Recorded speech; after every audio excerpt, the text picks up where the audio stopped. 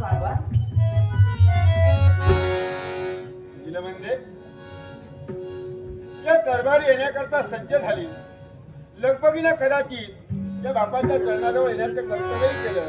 पण मला सांग, काय बघली काही इच्छा? पितृचरणांची सेवा हे नित्याचं कर्तव्य आणि ते परिपूर्ण केल्याशिवाय आहे. आमच्या मनाचं कधीच समाधान झालं नाही.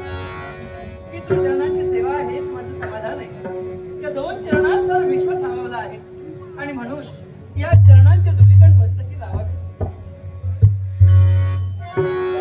आणि जीवनाचं खरोखर सार्थक करावं. अगं मुलं आपल्या आई बापांच्या चरणाला भिळगल्यानंतर ना जो आनंद त्या आई बापांना होतो ना, त्या आनंदाचा पारावरच उरत नाही.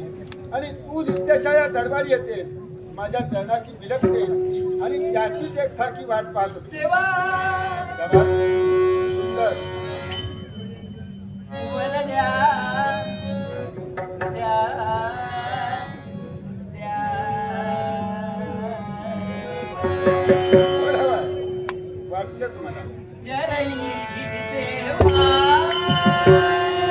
अर्पिते चरणी सेवा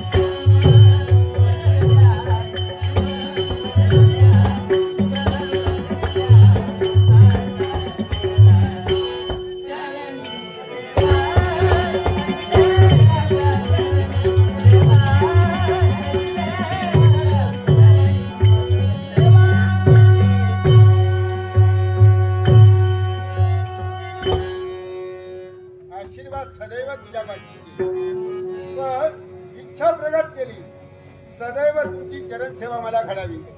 पण कन्यारत्न तू आहेस, त्याच्यामुळं आई बापाच्या सेवेची संधी कन्यारत्नाच्या नशिबी नसते. कारण कन्या हे परक्याचं धन आहे. योग्य वेळी तिचं लग्न करून तिच्या नवऱ्याबरोबर पाठवणी करायची आहे. तुला जेवढे दिवस तुला करायला मिळेल, म्हणजे संधी मिळेल तितके दिवस सेवा करायला हवी. आनंदाचा क्षण. हा. पितृचरणांची सेवा झाली, आशीर्वाद मिळाला, हा आनंदाचा क्षण.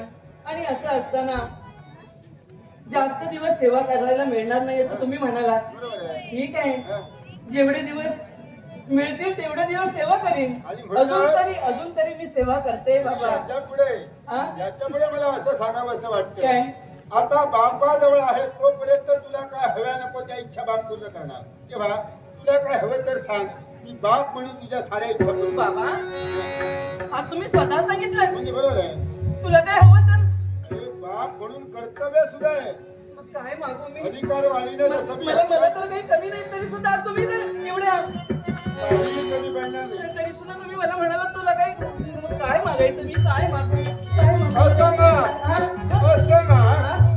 तुला घेतल्यासारखं वाटलं पाहिजे आणि मला दिल्यासारखं. दिल्यासारखं. होय तर समाधान पाहिजे. कोणत्याही गोष्टीचं समाधान मिळायला हवं. मग बाबा, असं जर समाधान हवं तर मला असं वाटतं की मला काय मागू असं झालं. म्हणजे आज बाबांनी मला सांगितलं की तुला काय हवं असं, म्हणजे मला दिल्यासारखं वाटतंय. बाबांनी तुला घेतलं म्हणजे असं काय काय? निसंकोचपणे वाग. बाबा, तुम्हाला असं काहीतरी एखादं सुचत असेल तर तुम्हीच सांगा ना काहीतरी असं. हा? हा म्हणजे मी तुला हवं ते कसं नाही, सांगणार? नाही, ते तुझ्या सुद्धा बरोबर मनात आहे. काय चाललंय ते मला कळायला नाही, काय हवं. झालं माहितीये, मनाची घालमेल सुरू झाली. म्हणजे नेमकं काय मागायचं, नेमकं कुठून सुरुवात करायची, काय बोलायचं, कसं बोलायचं, हे असं तरी पण बापाजवळ बोलताना, हा?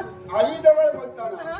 निसंकोच मनाने मुलाने बोलायला नाही, हवं. निसंकोच आहे, मन निसंकोच आहे. पण काय झालं माहितीये, अति आनंद झाला मला. आणि याच्याही पेक्षा आणि आनंद तुला झाल्यामुळे एखादी गोष्ट मागितल्यानंतर आई बाप देतील की नाही हा?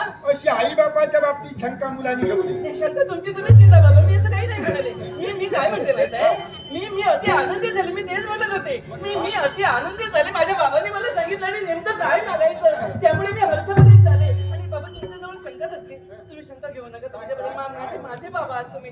मला बाबा, मला काय वाटतं माहिती, काय वाटतं तुला? तुला वाटतं ते सांग. काही क्षण ना, हा?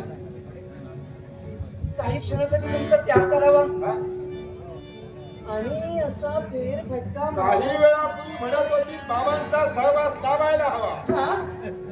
आयुष्याच्या अंतापर्यंत बाबा तुमचा सहवास मला हवा असं काही क्षणापूर्वी म्हणाले. हो. आणि आता लगेच तुझ्या मुखात शब्द आले. याचं कारण आहे तुम्ही म्हणालात मला दिल्यासारखं वाटायला हवं. आता तुम्हाला दिल्यासारखं वाटायला हवं म्हणून हे मी सांगितलं. त्यापेक्षा म्हणून मागते. म्हणून मग हरकत नाही, मागायला. माझे शब्द मागे नाही. नाही. आणि माझे सुद्धा शब्द काय झालं माहितीये, की मला असं वाटतं की काही क्षणासाठी एक मनोरंजन म्हणून हा? मला ना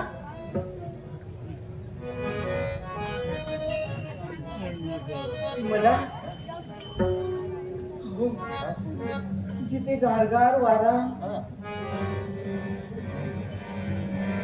आणि इतरांचं मनोरंजन आम्ही करतो आणि तुला मनोरंजनासाठी कुठे जायचं?